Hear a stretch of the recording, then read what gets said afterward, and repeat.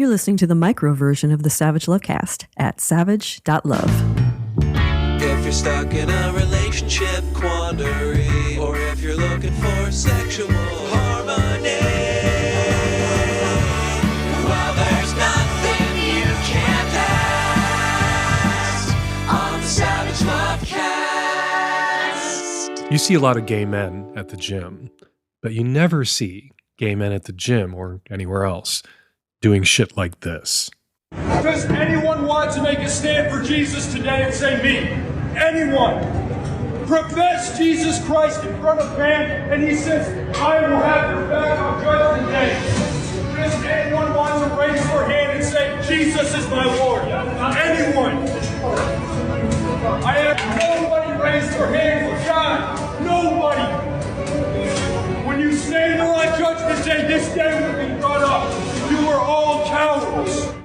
First, sorry about the sound quality. Second, spoiler alert, no one was saved that day, even though there were probably more than a few Christians at that particular gym. It's a part of a chain of gyms called Genesis Health Clubs with locations in Iowa and Missouri and Kansas and Nebraska, Christian-heavy states. Still, no one responded to this evangelical Christian influencer asshole who filmed himself doing an altar call at the gym. Well, I guess it's technically not an altar call since there are no altars at the gym, more of a bench press call. He's standing in front of a row of bench presses. He's actually preventing other people from using the bench presses, which is a sin at the gym because there are never enough bench presses. When Jesus returns, let's get him to do that loaves and fishes thing again and multiply the bench presses while he's at it too.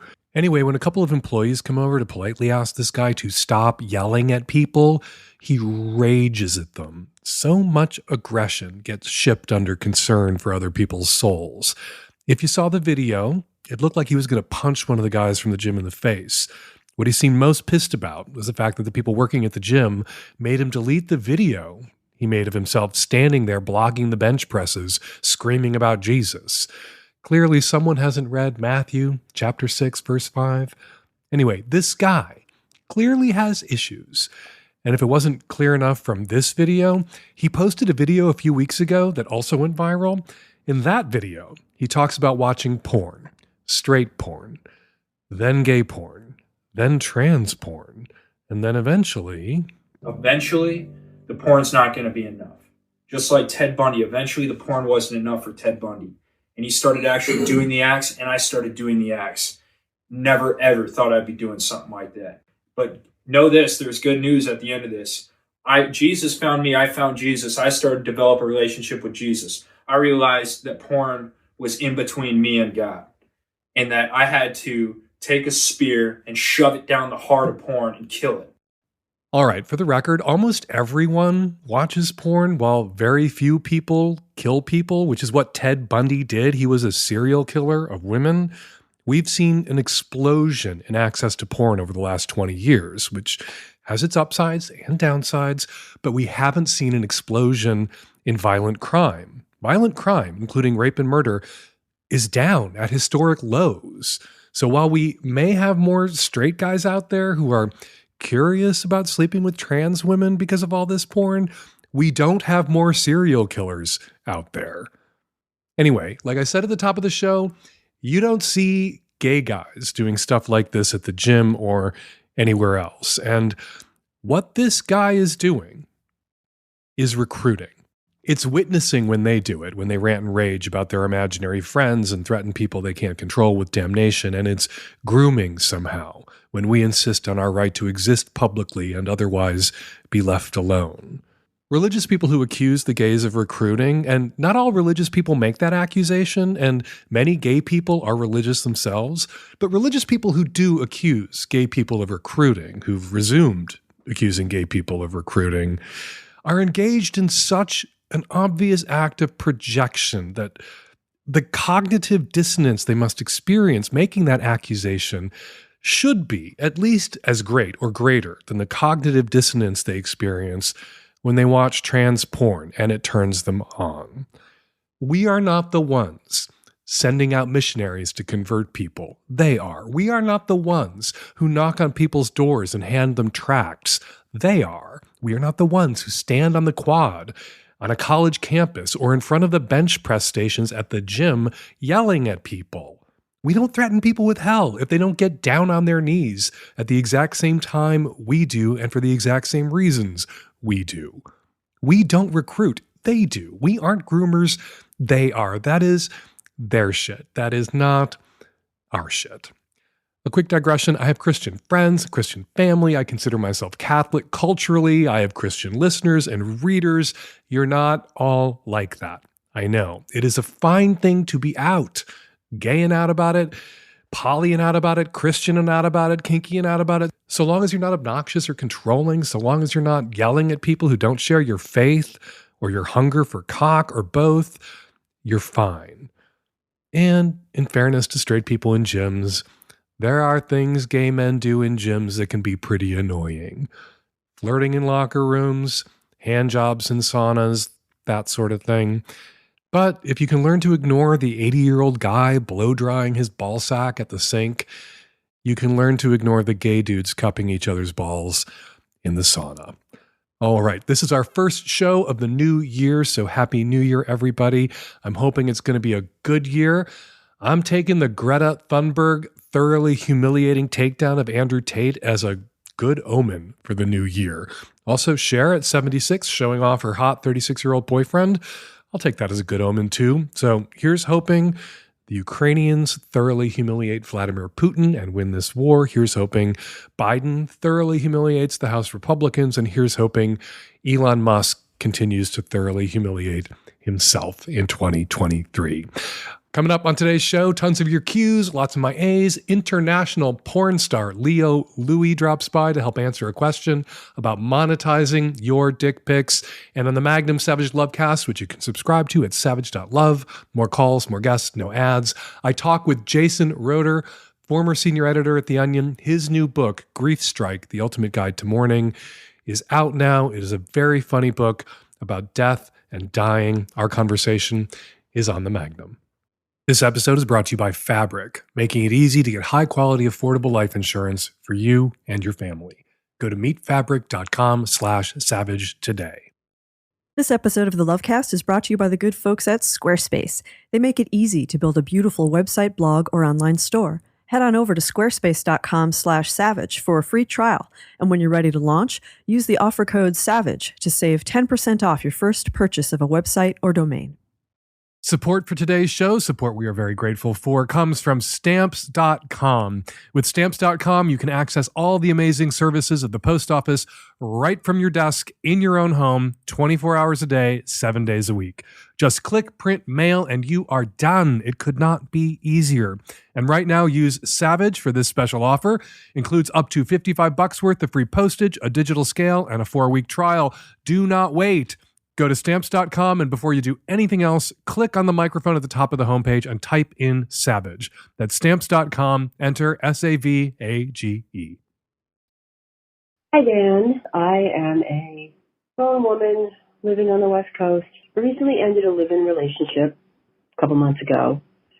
And as I was cleaning up things in the house and getting prepared to move myself, I found some notebooks that my ex had left behind. I didn't know they were his at first because there was no name on them, and since he was already gone, and they could have also been left by any of the other housemates that I've had, because there's a lot of stuff that's been left in my house, I opened them up. And it was a journal, and sure enough, it was his handwriting. I recognized it right away. And without really trying to read it, of course, I skimmed through it, and I saw there were these entries that were written kind of in letter form. Some were addressed to me. Nothing in there that was written about me was surprising. There were things written about his ex-girlfriend that he had dated before me. Again, there was nothing surprising there. But what did shock me were entries that I found addressed individually to his ex-girlfriend's 2 young daughters, who are now grown. They're over 18, but these entries are very sexually explicit in nature. And these girls, these daughters of his ex-girlfriend, he's known them for a very long time since they were small. This was his ex-girlfriend is someone he was friends with for many, many years before they had a relationship, and then that ended before we dated. But he has told me that these girls have always been like daughters to him because he's been a part of that family for so long. And now here he is writing these entries about these sexual fantasies that he's had about these two girls. And while they were still young, there's comments about watching them grow. I'm not going to go into detail, but the things I read were really horrible. And he has kind of always been kind of a sexual deviant in other ways, but I never expected something like this. And once I got over the initial shock of this, I thought, well, maybe he wrote these to get it out of his system so he doesn't have to act upon it. But I spoke to my therapist about this, and she says that I shouldn't say anything and maybe just hang on to this notebook in case, God forbid, he does something and it's needed for evidence or something. But I don't want to have that burden on me. I don't want to hang on to this notebook. I don't know what I should do with this. These are sexual fantasies that he wrote about these two girls that he claims were like daughters to him, daughters of his ex-girlfriend, and that he was like a father figure to them. I've been wanting to tell her, the mom, his ex-girlfriend, about it. I'm not sure if I should. I know it would really devastate her, but I don't know. I don't want to bear the burden of holding on to this thing. Give the journals back to him. Tell him that you read them so that he knows not to write this fucking kind of shit down. And if he is going to write this kind of fucking shit down, not to leave the journals where he wrote this fucking shit down laying around in other people's apartments. In a sense, you snooped. You found these journals, you opened them. I'm sure you recognized his handwriting instantly, but then you plowed through these books and read what are his innermost thoughts about all the relationships in his life, his relationship with you, his relationship with his ex-girlfriend, and his not relationships with. Doesn't sound like he did anything. He's fantasized about these two young women who are no longer children and fantasized about them in highly inappropriate ways, really wrong. And he knows it's wrong. And I'm sure the wrongness of it all is probably shot through whatever it is that you read. He has, as many people do, taboo and transgressive fantasies that he has thought about but hasn't acted on. The entries that you describe in this journal aren't, I did this, I did that. They're not a recounting of crimes that he committed or crimes that he's planning to commit. They are fucked up sexual fantasies. A lot of people have fucked up sexual fantasies that they haven't and aren't going to ever act on. And if everybody who had a fucked up sexual fantasy that they were never going to act on, if the objects of those sexual fantasies were informed that they were the objects of this fucked up sexual fantasy on the part of a parent, a sibling, a step parent, a coworker, a colleague, a neighbor, it would make a lot of otherwise decent functional relationships unbearable and intolerable. Right now you're struggling under the burden of knowing because you read his journals, which you kind of didn't really need to do. I'm sure the moment you opened them and saw his handwriting, you recognized it in an instant. You could have closed it and and returned them to him and spared yourself. But you didn't. You read them, and you have evidence now, not of crimes committed or crimes likely to be committed. These aren't children in any sort of imminent danger, just evidence that your ex-boyfriend, like a lot of people, has some fucked up sexual fantasies. I think you tell him that you read them so that he is more careful in the future about what he writes down and where he leaves it. We talk about the things you can't unsay. Well, in a way, it's the things that somebody else can't unhear that are a problem. You can say anything you want to. If there's no one there to hear it, it's not really a problem, that thing you can't unsay. There are things you can't unwrite down if someone else has read them. The question here is, Does his ex-girlfriend need to see this, read it? Do these young women need to see this or read it? And unless there's some evidence in these journals that he committed crimes that he hasn't been prosecuted for, or unless there was a child in danger, which there isn't, I don't think they need to share this burden with you. Hand them back to him. Tell him you read them. Tell him what he already knows, that this is extremely fucked up. That these fantasies, of course, as I'm sure he's aware, are extremely fucked up. But also writing these things down and being careless about where he left the books that he wrote these things down in, that was fucked up too. And it's going to fuck up your relationship with him. You are not going to be friendly exes.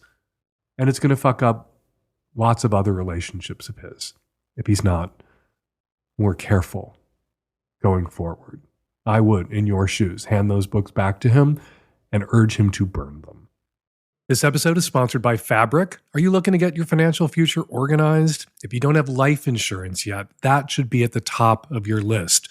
Got kids? As a dad, I know how stressful it can be to make sure your kids are protected. It's the thing we worry about the most. Fabric by Gerber Life is the easy one-stop shop you need with life insurance and other family finance solutions all in one place.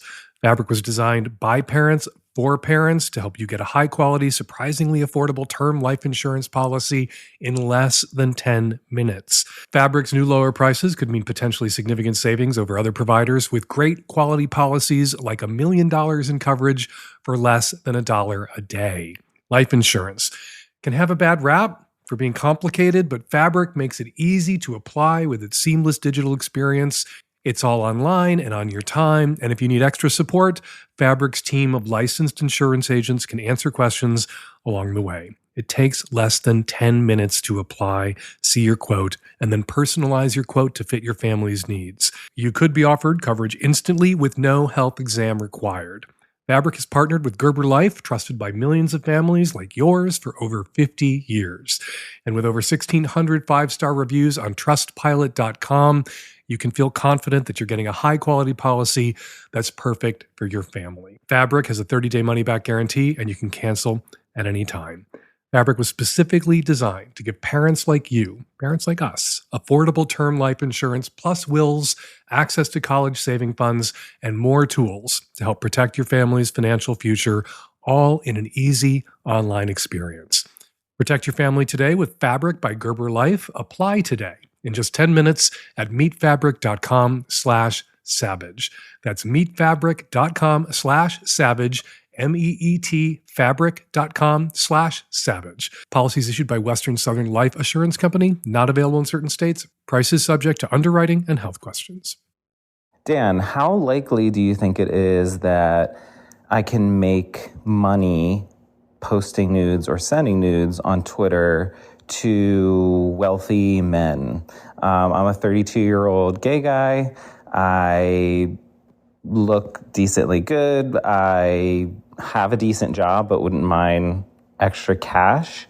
And I love to show off my dick and body online. So do you think there's a way I can make it happen? Or is it just so saturated with porn stars and other content creators that it's unreasonable to think I could maybe get a piece of that too?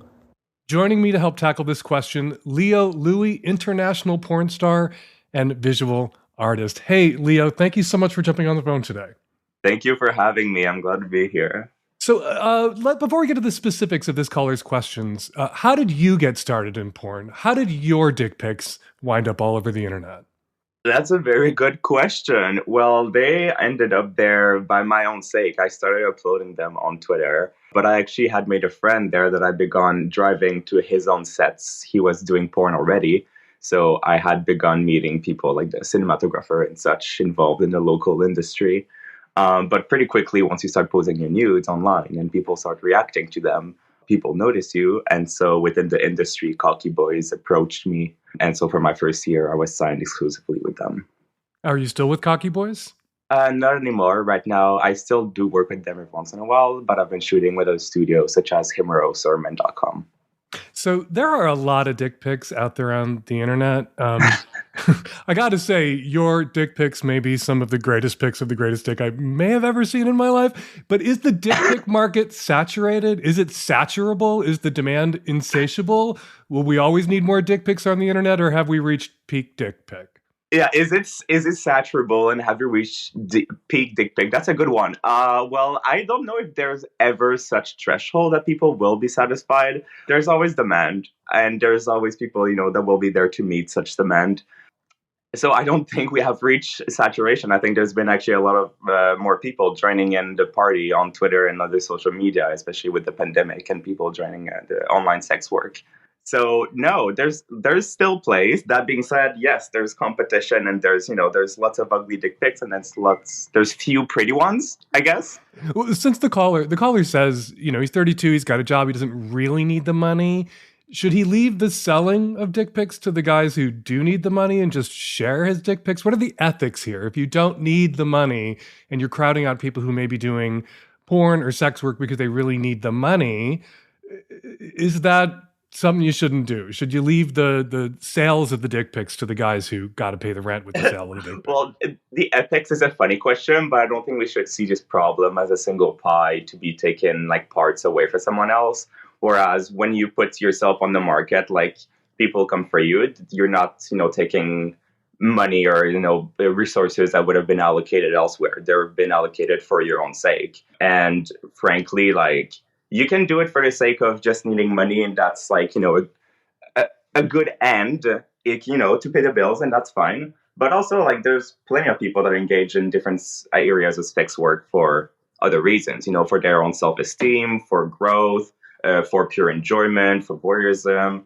We never talk about the people who get into porn because they're exhibitionists, and it's actually an authentic expression of their sexuality. They're not just there because they need the money. They're not just there because they may, be in a desperate circumstance. Some people are out there making and sharing porn for the joy of it. And I have to say, after watching a few of your clips, you seem to be making it for the joy of it. I've never seen somebody in gay porn who looked like he was having more fun. I don't mean just like fun, sexy fun. I mean, like, you look like you're having a blast, and you're constantly smiling. Like, you don't do that thing where people in porn feel like they have to have a serious look on their faces the whole time. You look like you're having the time of your life. You need to be, because like you're working with these other people. I mean, to me, it's a fun job, right? You're out there being brought to these new cities, meeting these beautiful boys and having sex with them on camera. To me, it's a once in a lifetime opportunity in some sense, right? So I'm definitely, enjoying myself, and it would categorize myself as part of the crowd that is doing this work for the sake of like what it is, and that's simply like as a mean to an end to pay the bills. Although the paycheck is nice, obviously, right? I'm not going to hide that. Mm-hmm. But still, like, it's obviously like a very unique experience to put oneself through early on in one's life. And yeah, I think it's valuable. There's definitely like different crowds. Like, I would say there's, the hypersexuals that have like a super high sex drive. These would be the people that are more likely to do more like, I feel, OnlyFans than studio porn, only because you're more likely to be in control of your own bookings. Like, there's lots of people that use sex work as like an umbrella for exploring their own sexuality, which is very valid. And then there's people on the other side of the spectrum that do it like purely for the money, that are, totally uninterested in what they're doing, maybe on camera. But that's more of a minority and would be like the exception to the rule. So you say this is something that you're doing, at this stage of your life. You're young. Is this not something you imagine yourself doing forever? You can totally do it at like different other spheres of your life. And I know plenty of models that are doing great careers, in their 50s and up and whatnot. And you definitely can. When it comes to my own life path, I think I may still like engage in homoerotic media when I'm like older and whatnot. But right now it makes sense for me to be doing this, whereas like I'm doing my studies as an art student. And I enjoy the freedom of, being able to travel. And it's essentially, it matches very much a lifestyle of a, So in addition to being an award-winning porn star, you're a visual artist. Yes. I introduced you as a porn star and visual artist. People might have thought I was joking that like your porn is your visual art, but you actually you do artwork, and you have a Safe for Work Instagram account where you share your artwork. Is that your ultimate ambition, to be a working artist?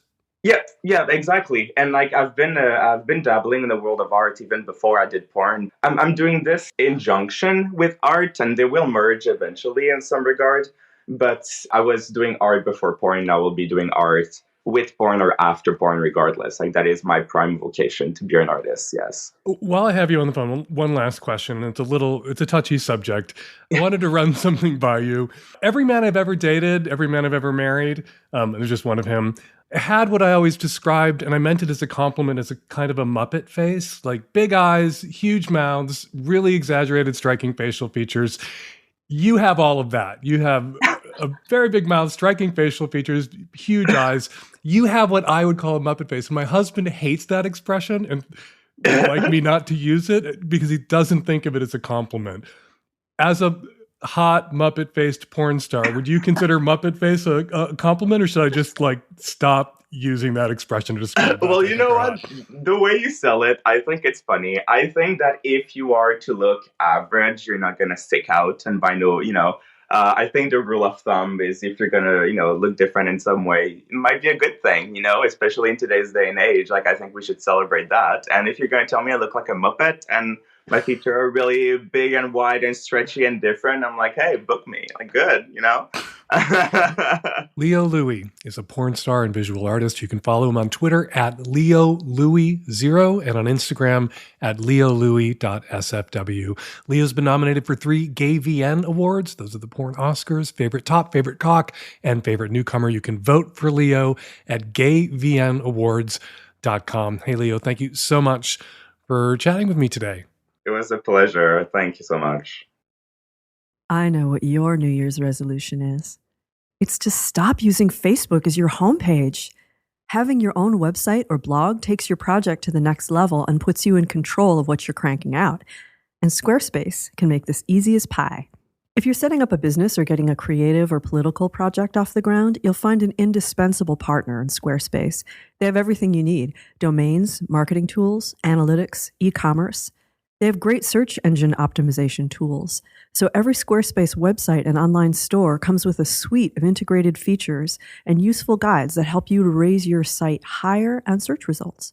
Would you know how to build that? No, you would not. Squarespace empowers millions of creative types and entrepreneurs by providing them with the tools they need to bring their smart ideas to life. You can put together video ads, launch online courses, put out a virtual tip jar. All the tools you need to monetize your website and reach your goals are there waiting for you. You'll create powerful email content that matches your website with your existing products, blog posts, and logos so your messaging is consistent and effective. And what's more, everything you make with Squarespace translates perfectly to mobile. That's why my band uses it. Head on over to squarespace.com/savage for a free trial. And when you're ready to launch, use the offer code SAVAGE to save 10% off your first purchase of a website or domain. That's squarespace.com/savage and use the offer code SAVAGE. Hi, Dan, Nancy, and the tech-savvy at-risk youth. This is a 30-year-old cis-het woman, and I was with a guy this past week, and it brought up a question that I wanted to ask you about how strict to be about using condoms. So I feel like with basically every man I've ever been with, they have wanted to rub their dick against me before putting on a condom, and mostly they do that.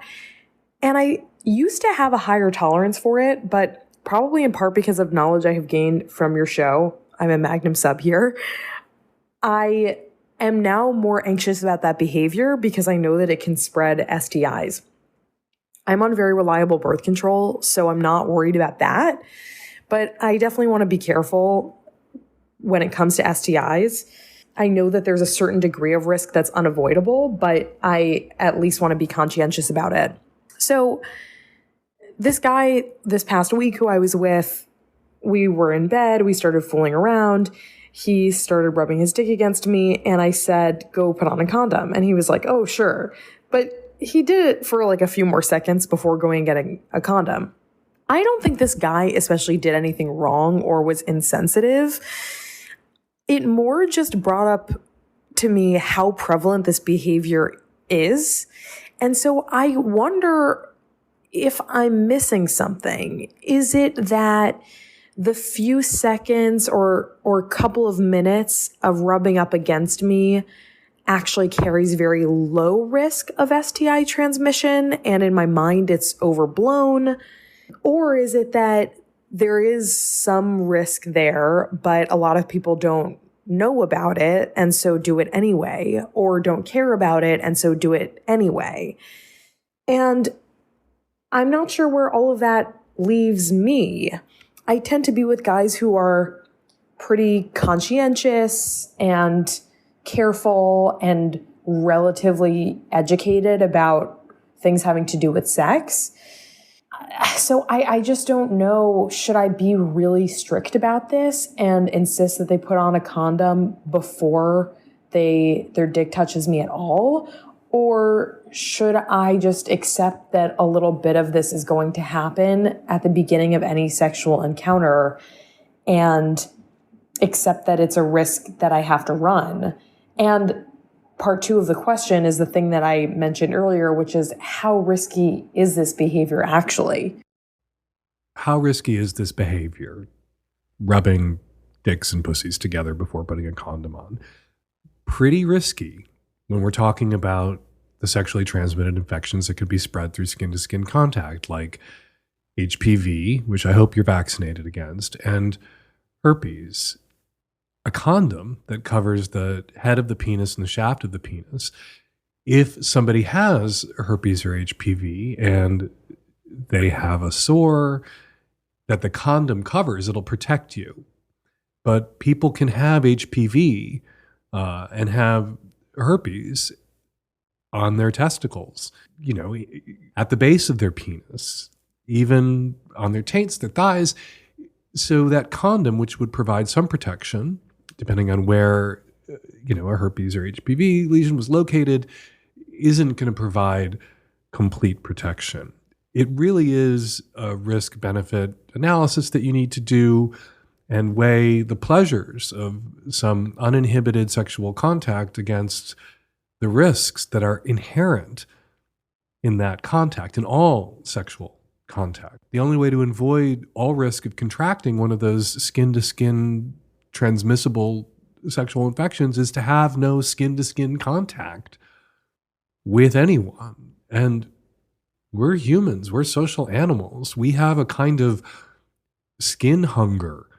We need to touch. And so the risk to me seems worth the reward, or worth avoiding the kind of skin hunger and deprivation that you would experience absent that. Now, when you tell someone to go put on a condom, they shouldn't keep rubbing up against you. They should hear your words, the words you've used, and go put that fucking condom on. I don't think you did anything terribly wrong. You're already engaged in this kind of genital rubbing, and he allowed it to go on for a couple more seconds. This thing that you had allowed to go on and were enjoying yourself. So yeah, he should have immediately put the condom on when you asked, but I don't think he committed a crime here. It's not like somebody removing a condom you asked them to put on, or refusing to put a condom on and then initiating penetrative sex. It was just, not best practices for him not to get up immediately, put that condom on. I think this is a risk that a lot of people know about, and then they do these things anyway. And it's not that they don't care about the risks. It's just that the risks are worth it. Those skin-to-skin, possibly sexually transmissible infections that we talk about, HPV and herpes, it's not like rubbing two twigs together to build a fire. You don't rub, a dick and a pussy together and you get herpes or you get HPV. It's not spontaneously generated.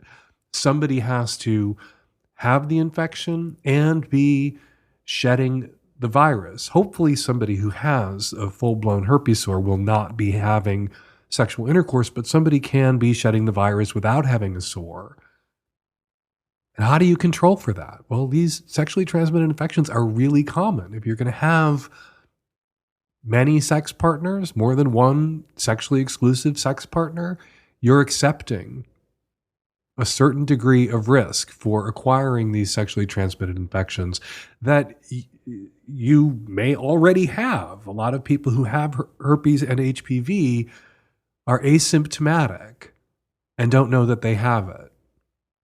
So that dude that you're with, he needs to put that condom on as much to protect himself from you as you from him.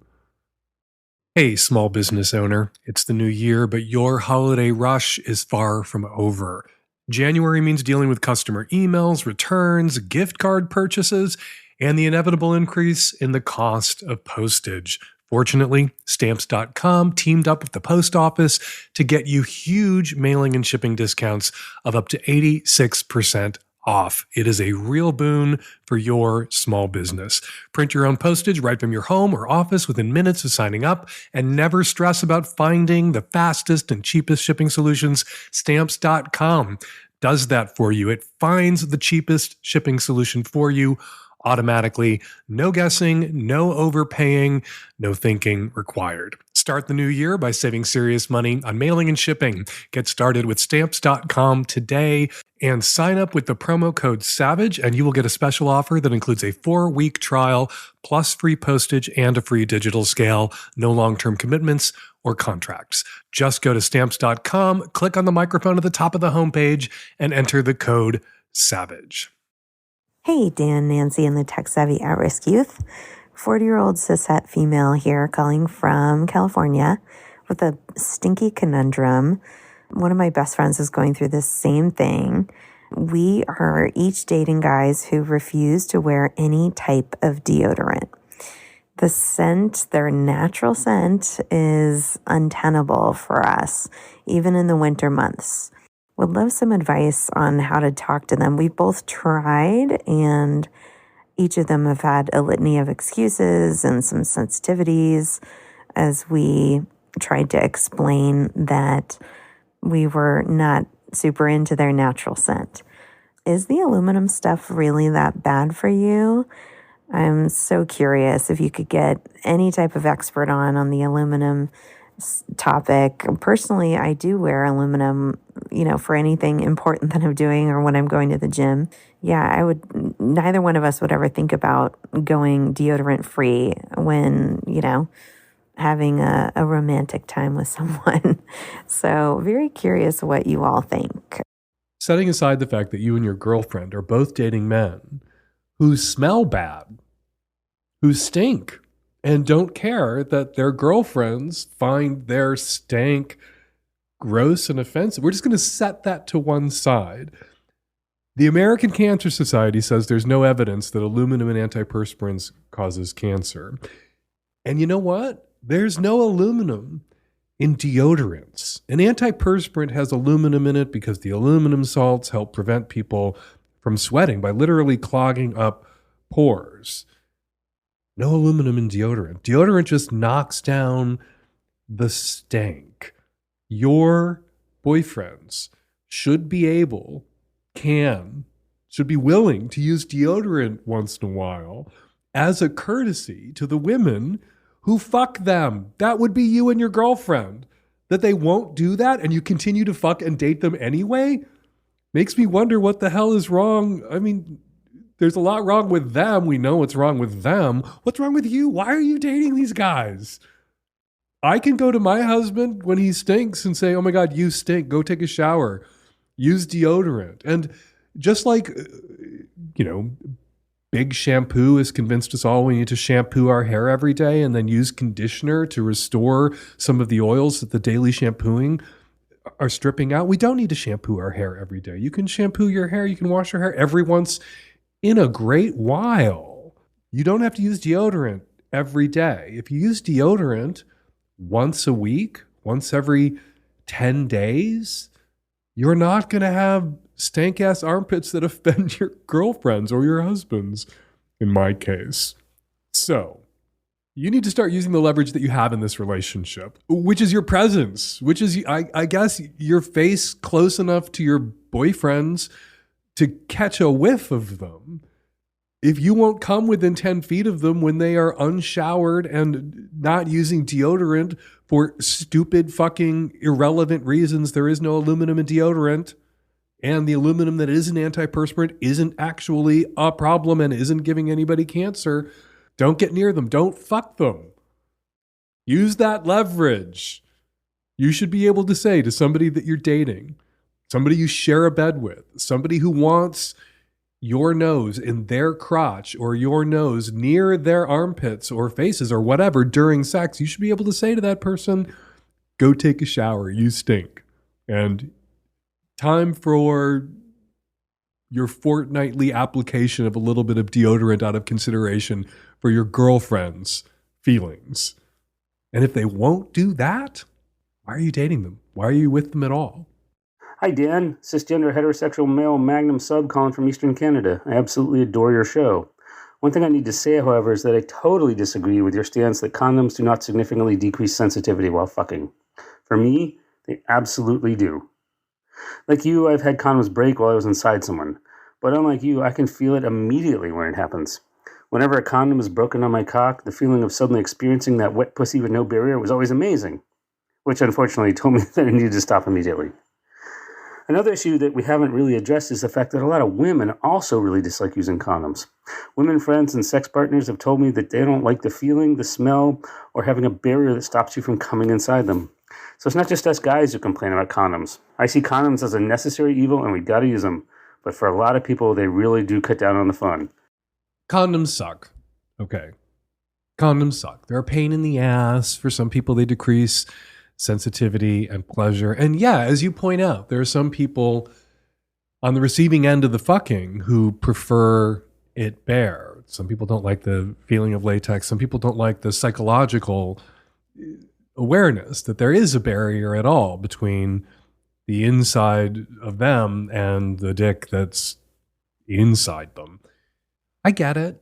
I mean, I'm not lying when I say that I've had condoms break and didn't notice a sudden rush of sensation. Individual results may vary. Your experience has been different, but it is really common that people have a condom break and keep going for a while because they didn't notice. And unless all the guys out there, when a condom breaks, are lying assholes who are taking advantage and, stealthing in that moment, which is almost too horrible to contemplate, then it would seem that for many people, there isn't the same kind of rush of sensation that you feel. But yeah, condoms, maybe we should frame them as a necessary evil, but they provide benefits. Condoms are a necessary good. They're a necessary savior if you want to prevent certain sexually transmitted infections. If you want to prevent pregnancy and you haven't had a vasectomy or your partner isn't on some other effective form of birth control, condoms are awesome. Condoms make a lot of great casual sex possible. And great casual sex goes a long way to improving a lot of people's lives. Lousy casual sex goes a long way to not ruining, but not improving a lot of people's lives. And we should be choosy about the people we have casual sex with. Good and decent and loving and kind and considerate people to the front of the line. Selfish assholes who don't speak up when a condom breaks, even if they experienced a rush of sensation because they selfishly want to continue without a condom. Yeah, they should be thrown the fuck out, never invited back. But yeah, I'll say it. Condoms are a bit of a pain in the ass, especially if you're trying to open a condom packet after your fingers are slick or lubey or wet with vaginal secretions, which is why smart people rip open the condom packet before things start to get hot and heavy. Going to get a condom mid-action, you're hard, time to go get the condom, it's in another room. Also an amateur condom user mistake. Condom should be right there in an already torn open packet on the nightstand.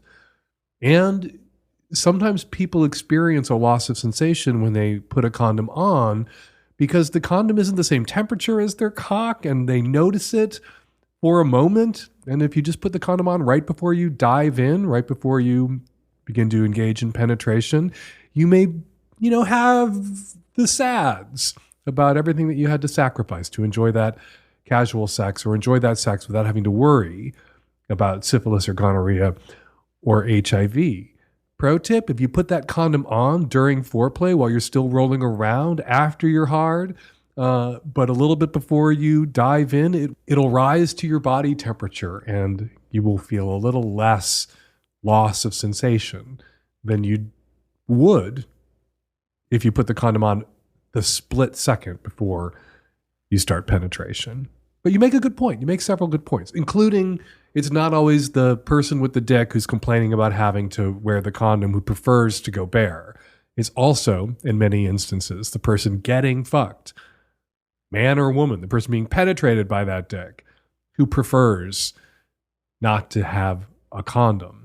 All right, before we get to this week's listener response calls, let's read some emails and DMs. This came via email. My husband gifted me a Magnum subscription to the Savage Lovecast after hearing me go on about your podcast for years, and I wanted to mention something that may bring more subscribers your way, Dan. I didn't become a Magnum sub because I wasn't sure how that would work. Would I have to listen on a website? Would I have to perform some complicated login? Or would it magically appear in my Apple Podcast library? Turns out it was the latter. The show now magically appears in my podcast library. Got an email, clicked the link on my phone, and I was in with the Magnum edition conveniently colored blue instead of red. It was so easy. Thank you, Heather, for writing in, and tell your husband I said thank you for gifting that Magnum sub to his loving wife with great taste in podcasts. Longtime guest expert Joan Price wrote in to say regarding the 5'4" caller, has he tried seeking women his height or shorter? As a petite woman myself, 4'10", I've had to train tall men to plie before kissing me to spare me neck pain. Short men, welcome. And finally, Naomi left a comment on the show at savage.love. So, listening to the conversation this week about the proposed public sex dungeon in Fort Lauderdale, I thought Dan really needed to hear about the proposal to transform Minneapolis's failing Hiawatha golf course into a public sex forest. I hadn't heard about that proposal. I've heard about it now, thanks to you, Naomi. Listeners, if you want to hear all about that proposal, just Google Minneapolis and public sex forest. All right, thanks to everyone who commented about this week's show on Facebook and Instagram and at savage.love. And now let's get to those listener response calls. Hey, Dan, about the guy who couldn't break up with his girlfriend because she was blocking his exit from the doorway and all that stuff. I really don't agree with telling her when she's in the airport. Even the most seasoned traveler can have a meltdown during travel. So do everything you said. Take care of the cats. Leave the food. Leave them tons of food. Get your stuff out. Email her before she leaves her family's house so she has time with her family to process it and figure out how she's going to get back. And then just not be there so she knows she has to get the Uber or call a friend even.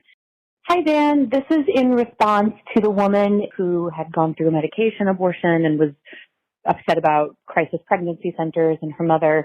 My heart goes out to her. I hope she's doing well. I hope that she has had a conversation with her mother that accomplished what she needed it to accomplish. But I wanted to highlight some action that people can take if they too are outraged about these absolutely horrible, fraudulent crisis pregnancy clinics. If you go to the website exposefakeclinics.com, you can help do the work of reviewing these places on Yelp, on Google, on Facebook, everywhere, essentially. And the goal is to flood these places with reviews about what they actually do so that when women are in need of abortions and help, they get the information from a Google search that this is not a place that they should go. Like you mentioned, our hands are really tied when it comes to finances for these places, but we can go online and tell people what they're really about. Hi, Dan. I am a trans guy calling in response to the trans guy that was concerned about straight guys on Grindr who might be interested in him. I imagine that if these guys do this, unless they're just really cute, they're probably not super successful, because my experience on Grindr has been that I have a lot of options and I am not sleeping with every one of them because I pick the ones that I'm interested in. Also, I think that this whole conversation leaves out the existence of bi guys. I will say that I've had better experiences with men who at least are experienced with all kinds of genitals, and often bi guys are. And just because if you find some guy and then you find out that, their last partner was a woman or something, that doesn't mean that they're not into men. I mean, they are often much better at oral sex, I will say. So just keep that in mind. Don't let your fear of accidentally sleeping with a straight guy override that awareness. And we're going to leave it there. Got a question for next week's Lovecast or something to say about something I said on this week's Lovecast? Use the voice memo app on your phone to record your question, comment, and email it to us at voicemail@savagelovecast.com. You can call us also at 206-302-2064, and you can go to savage.love to record and upload your questions directly onto the website. Have you visited savage.love yet? Savage.love is the online home of the Savage Lovecast, Savage Love, my advice column, the archives for the column and the podcast going back 30 years. New episodes and columns posted every Tuesday. And since Twitter is a shit show, savage.love is the best place to join the conversation and comment on my column and my podcast. And Magnum subs get even more longer ad-free Lovecasts, more Savage Love, more of the column, my weekly reader roundup, and invites to live events. Go to savage.love and check it all out. Follow me on Instagram at Dan Savage. I'm also on post.news at fake Dan Savage. Follow Jason Roeder on Twitter at Jason Roeder. That's JASONROEDER. And be sure to read his terrific new book, Griefstrike. The Savage Lovecast is produced every week by Nancy Hartunian and me and the tech-savvy at-risk youth and Nancy. We'll all be back at you next week with another installment of the Savage Lovecast. Thank you for downloading, and Happy New Year.